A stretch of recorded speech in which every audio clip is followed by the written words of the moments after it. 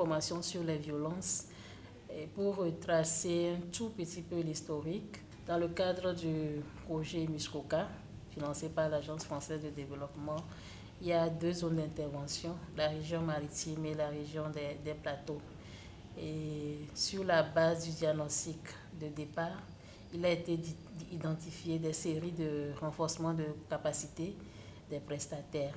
Le projet s'inscrit dans le cadre global de l'amélioration de la santé maternelle, néonatale, et qui dit santé maternelle et néonatale dit réduction de la mortalité maternelle et néonatale dans nos structures de soins. C'est dans cet esprit que nous avons eu à identifier une thématique assez importante, la prise en charge des violences que subissent les gestantes ou les parturientes dans les maternités.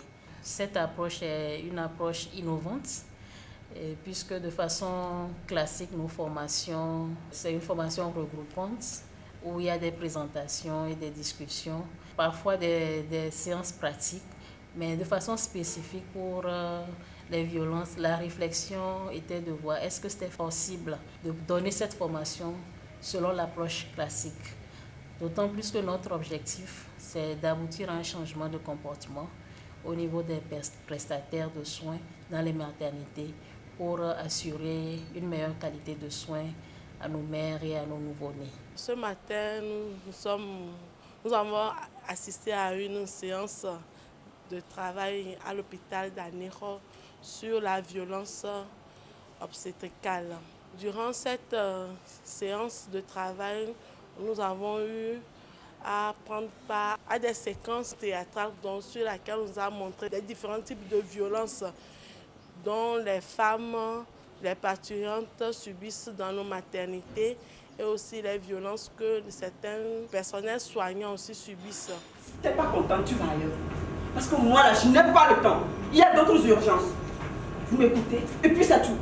À travers ces petits scénarios, nous avons appris qu'il y a plusieurs types de violences. Il y a la violence psychologique, morale, physique, verbale et financière que subissent les parturientes dans nos services. Cette formation m'a beaucoup plu et m'a renseigné beaucoup de conditions de travail dans ma profession et surtout la stratégie adoptée.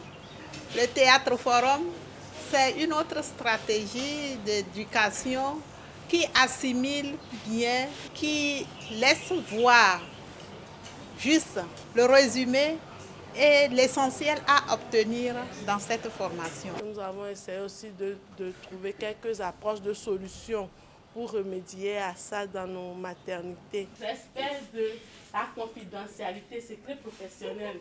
On a voulu expliquer la confidentialité. Par exemple, le fait d'appeler la patiente par son diagnostic. Quand tu parles du traitement dans le couloir, tu n'as plus respecté la confidentialité là-bas. On a mis tout ça là dans le secret médical. Suite à cet exercice, je pense quand même que à la fois elle parle mieux et on espère que à l'issue de ces exercices, chaque prestataire aura quand même à retenir un point essentiel et que nous pourrons obtenir une meilleure qualité de service. Comme je le disais, c'est une approche innovante. Il faut vraiment qu'on puisse relever ce défi et qu'on sente une appropriation par les prestataires.